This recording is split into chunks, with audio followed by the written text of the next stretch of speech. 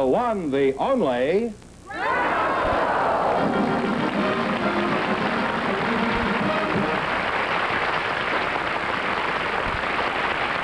Well, here I'm again with a chance for each of our couples to win up to $10,000, and if any of them say the secret word, they'll win an extra $100. This is the word right here. Okay, Duck, back to the cornfield. Groucho, before we get started here tonight, I'd like to remind you that last week when John Charles Thomas was on the show, he made some fairly strong remarks about rock and roll music, and the lady got up out of the audience and came up here on the stage, and you invited them back on the show. Well, they're going to be here tonight. Oh.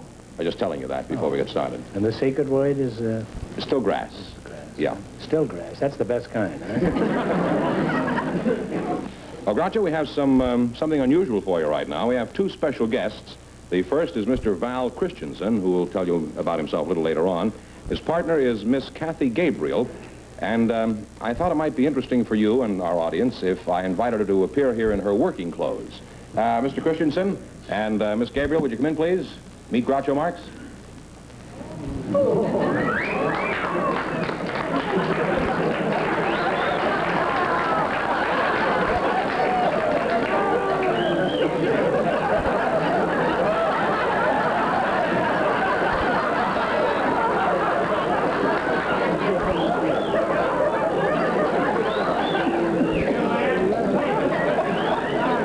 Wow.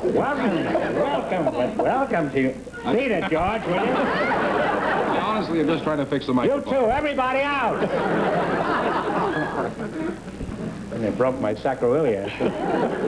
But it was worth it. Welcome to You Bet Your Life. Say the secret word and divide an extra $100. It's a common word, something you find around the house. And these are your working clothes? Yes, this is the bathing suit I wore in the Miss Universe contest. Oh. I'm Miss Ohio. You're Miss Ohio, Yes. huh?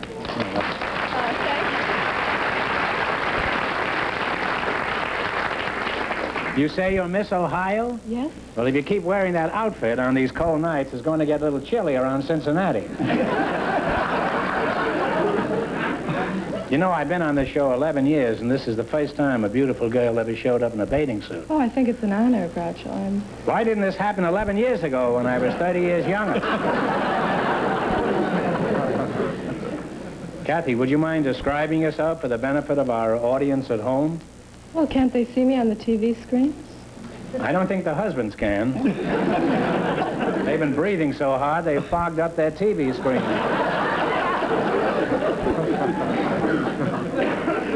Well, go ahead. Describe yourself, Miss Gabriel. In other words, Gabriel, blow your horn. I knew you'd say that. I knew I'd say it, too. Would you mind giving us your measurements? You can take them back later, but... 35, 22, 37. 35, 37, 72... Oh. Let's see, lumped all together, you're 94. That's the same as I am. Kathy, you just stand there for a minute. I have certain moral obligations to your partner. My obligations to your partner, I predict, will be discharged in about 2 seconds. I would think so. You're Val Christensen? Yes, Well, that's am. enough out of you. Now, how did you get here, Mr. Christensen? I just walked in with Miss Gabriel. You just walked in with her? That's right. Well, so what? It's who walks out with her that counts. No wonder I wouldn't be didn't. surprised. I do, too. Val, you have a slight accent. Where are you from originally? Kalundborg, Denmark. Where? I was born in Kalundborg, Denmark. Kalundborg? 52 miles from Copenhagen. Oh. Well, Denmark is a wonderful country. It's one of the most progressive countries in Europe. They're getting a lot of American tourists here, aren't they? Yes, sure are, and it's getting to be one of your biggest industry, and you sure need your money over there. You're the greedy type, aren't you? What do you do there in Denmark? Well, I'm mayor of Cheyenne, Wyoming now.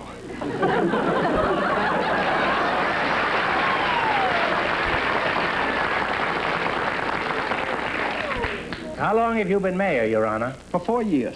4 years, huh? Are you ready for another term? No, I'll tell you, I'm not a politician. I'm a milkman. You're a milkman? Yes, And sir. you're the mayor of Cheyenne? That's right. Well, politics and the milk business are very much alike. That's what a friend told me Yes, once. that's true. They both depend on the amount of pull you have.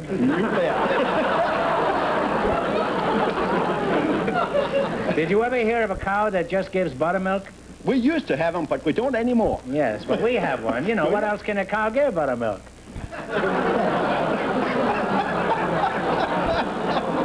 That doesn't send her back to Denmark, nothing will. She may go with him, too. She probably will. Yeah. Well, since you're the mayor of Cheyenne, I guess we owe you 10 seconds to brag about your town. Go ahead. Tell us what's so hot about Cheyenne. I'll tell you, we have the finest grass in Cheyenne. Our parks are beautiful. Wait a minute.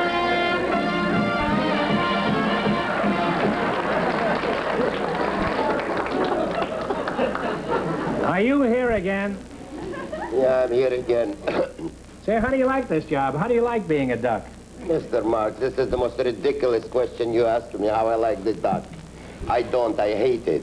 You're afraid I may steal the money. You strap me, No, look I'm at afraid the you might strap. steal that. I don't care about the money. It's $50 for you and $50 for you. Oh, thank The secret word tonight was bathing suit. you.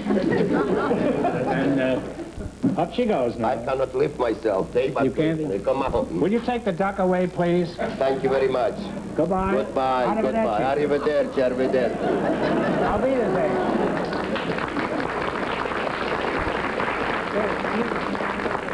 It seemed to me like you took up a lot of that 15 seconds I was going to have to tell you on Cheyenne. Oh, yes. Well, tell us about Cheyenne. I'll tell you it's the finest city in the United States. In what way? Oh, in every way. Beautiful parks, fine people living there. Yeah.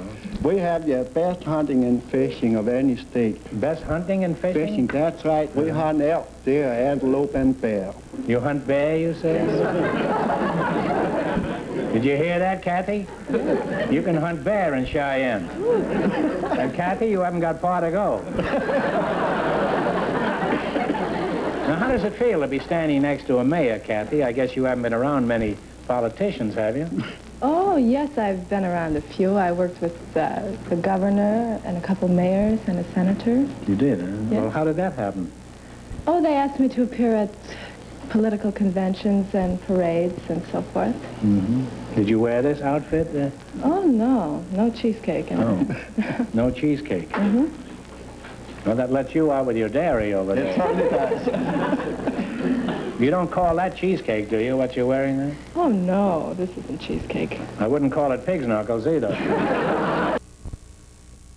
From a young married couple last week. And we don't waste anything up here. It's like the Swift Packing Company. Mm-hmm. All right, well, let's play You Bet Your Life. We've got more... It's handsome does. You have 3 right now. Get the next one right, and you'll have your $1,000. What can't be cured... Must be endured. By cracky, you've won the money, eh? 4 in a row.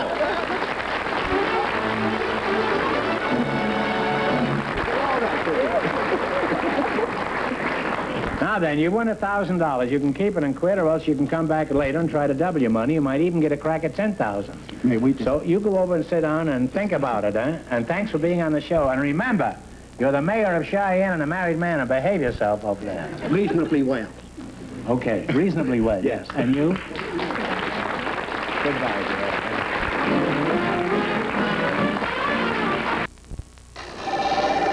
Very interesting remarks about rock and roll music last week on our show, and Miss Roberta Rene, who was in our audience and took exception to this, and you invited them back again to That's continue right. the fight. Well, they're here now, so folks, come in, please, and see Groucho again right now. Welcome to You Bet Your Life. We have a different secret word.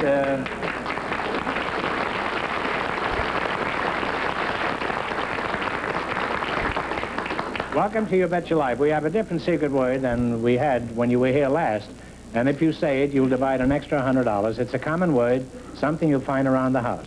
John Charles Thomas, we found out about your history last week, so let's find out something about Miss Rene. Is that the way you pronounce it? Yes, Groucho. Rene's background. Should I call you Roberta or Miss Rene or what? They just call me Rene Groucho. Rene Groucho. Well, that's a very nice name. Now, where are you from, Miss Groucho? I was born in Kansas City, Missouri, Groucho, at the very early age of 4 weeks. You were born at the age of 4 weeks? Well, that's quite a trick. My mother and father and I moved to Waterloo, New York, and made our home there because my father was associated with the Geneva, New York Preserving Company. Do you have a job, Rene? Yes, Groucho. What do you do? I'm a musician. I play the piano at George Radovich's Ocean Beach Bowling Center in the cocktail lounge, which is called the Arizona Room. And then sometimes... Where is this? In San Diego. Well, Fenneman introduced you as Miss Rene. I assume you're single. Are you interested in matrimony? I'm a woman. Well, even with these cheap eyeglasses, I didn't think you were Sonny Tufts. That's besides the point. I say, are you interested in matrimony? Indeed I am, Groucho. That's the kind of an answer I want to hear. Now, have we overlooked anything? Do you have any other interests? Well, you haven't mentioned Elvis Presley. I seldom do, unless I stub my toe.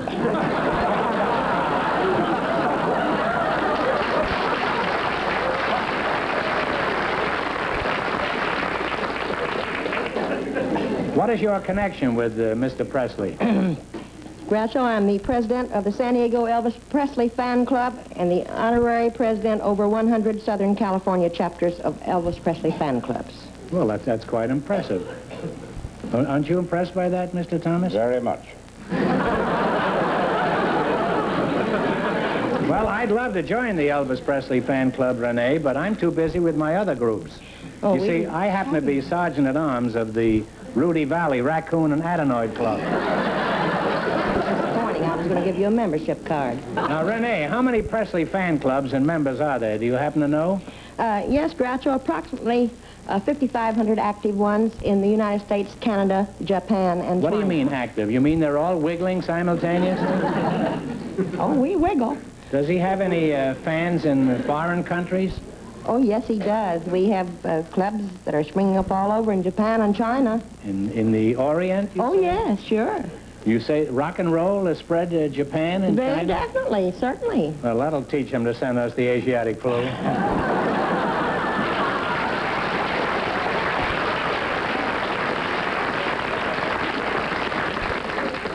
America strikes back. Now, does your fan club serve any useful purpose? I mean, do you ever do anything worthwhile for Elvis? Yes, Groucho, we have several charities in his name. And, we have, San Diego Fan Club has given Elvis 2 awards. We gave him one in September of '56, a plaque. And then we gave him a gold loving cup last January on his birthday for his first film, Love Me Tender. Do you have any souvenirs of Elvis, Rene? Oh, I'm just loaded with them, Groucho. I can't hardly get in and out of my room. I brought a few with me. What have you got there? Oh, I've got some Elvis Presley teddy bear perfume, and this is the sexiest stuff. And I have a guitar pick, which I stole. And I have this part of this button, which was from the MGM Pass when I visited Elvis last June. Well, that's a nice thing to have. Well, it certainly is. Anything that looks like him is a nice thing to have. And I also finagled around, and I have 2 locks of his hair. You have locks of his hair? Do you have any cream cheese to go with it? No, but I want to tell you something else I have, too, which is my very greatest prized possession. And that is the red and white Western outfit that he wore in the picture Loving You when he sings Teddy Bear. And I wouldn't take $1 million for it. In fact, it's insured. Now, John, last week you gave us an opinion of rock and roll that wasn't exactly flattering. Do you still feel the same way about it? I've been thinking it over, Groucho. I like it even less.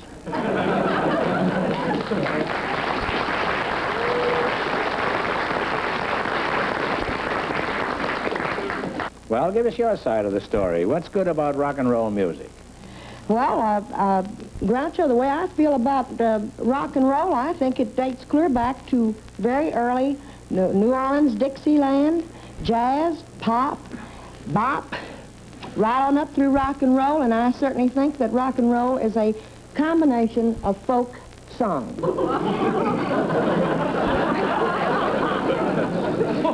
There'll be a 3-minute wait here while Mr. Thomas registers disgust. Why are you so prejudiced against this kind of music, John? Well, rock and roll is is just too frothy. It's not, it has no truth in it. It has no expressive beauty. This young lady spoke a moment ago of this rock and roll and jazz music being folk music. That's right. I would like to take issue with that. Folk music has a very, very, very deep place in my heart.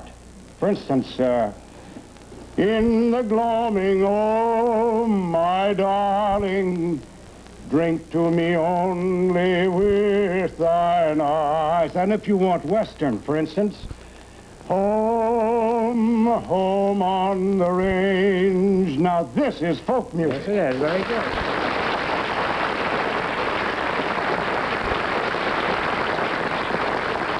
Why don't you sing a chorus of Home on the Range? Huh? Play it. What key about would you sing it in? Oh, about E flat. E flat? I don't know if they can play in sharps and flats.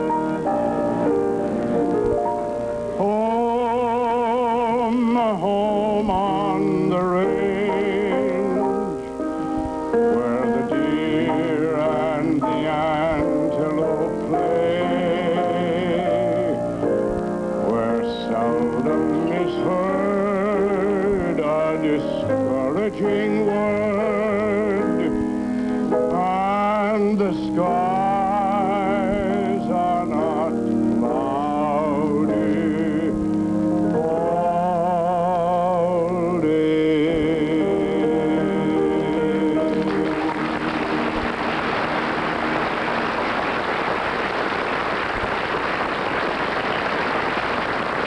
Now, John, I think in fairness to Rene, you should give us a little hot music now. I think I'll leave the hot music to Rene. She can do it better than I. Before I forget it, John, last week you sang The Golfer's Lament on our show, and we've had a lot of people asking where they can buy the record. Now, what should I tell them? Well, just tell them to address me, John Charles Thomas, in Apple Valley, California, and they'll get the record right away. Good. Good enough. Now, Rene, have you changed your mind about the relative merits of... Stop wiggling there, will you?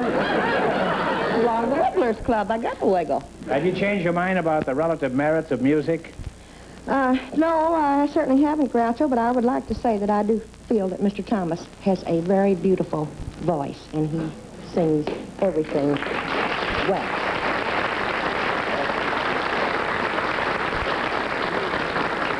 Well, Rene, if you're thinking of switching your affections from Elvis to John, forget it.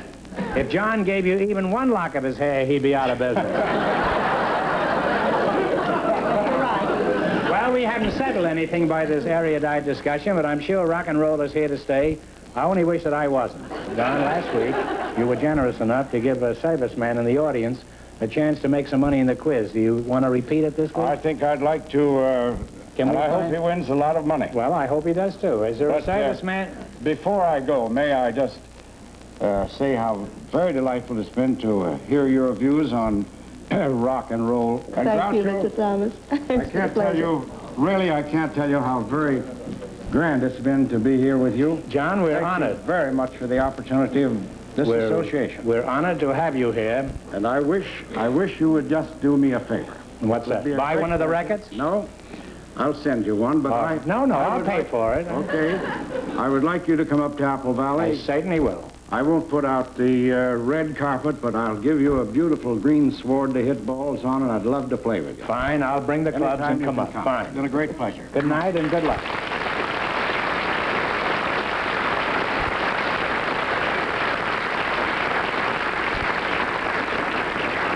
Can we find a serviceman out there who would like to win some money? How do you do? What is your name? Bob Pepin. This is Rene Presley. Bob, it's a pleasure. Bob Pepin, huh? And where are you from? Kankakee, Illinois. Kankakee. Now, you have chosen nicknames of famous people, past and present. If you miss 2 in a row, you're out. If you get 4 in a row right, you win $1,000. Now, remember, we want you one answer between you. You're partners here. Who was known as the Little Corporal? Napoleon. Napoleon Bonaparte is right, yes. You have one right already. All right. Now, what Civil War general was known as Stonewall? Jackson. Jackson is right. Joe Jackson used to play with the White Sox. You have 2 right now. Get the next 2 right, and you'll have $1,000. Who is known as the Lone Eagle? Talk it over. Charles Lindbergh. Elvis Lindbergh is right. 1 more right, and the $1,000 is yours. Now, what Russian was known as the Mad Monk? Mad Monk. Stalin? Who?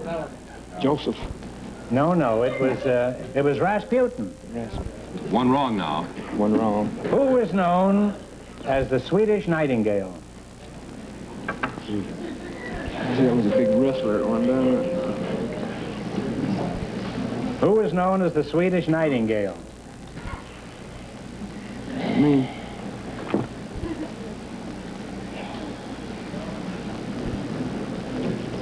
You should have known this. You're a musician. Well, the time is gone. It's Jenny Lind. Oh. And you now have 2 wrong, so you're out of the game. I'm Don't sorry. you know she was... what's that? I said they have 2 wrong. You put them out of the game already? Well, I didn't personally. That's just the scoring here. Well, I'm sorry to hear that, because they're a nice couple, and they might have got married if they'd have won some money. All right, you get this right, and you're going to get $100, and this is a very tough question, and we don't want any help from the audience at all. Who was president during the Coolidge administration? Calvin Coolidge is right. I'm sorry you didn't win more money, but thanks anyway for being with us. You bet your life. Thank you, Groucho. And be sure to give my regards. Now, if you decide to try for the $10,000 and you fail, you're going to wind up with a total of $500. Now, what are you going to do? You're going Lady Luck's been with us so far. We think maybe she'll stay with us once more. Well, you certainly have a good mascot here. That's right. You are going to go for the big money, Yes. yes? Now, get together and you pick a number from 1 to 10 and then spin the wheel. If any number... Don't kiss her, Mayor, remember. If any number besides the one you pick comes up, this question is worth $2,000. However, if your number comes up, this question is worth $10,000. Now, what number do you want? Number 5. 5? Well, give it a turn.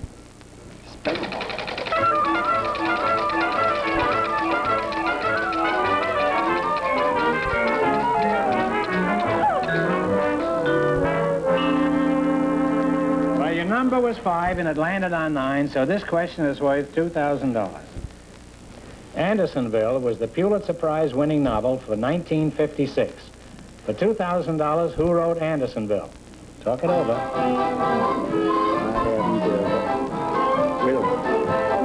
Wait till the music stops.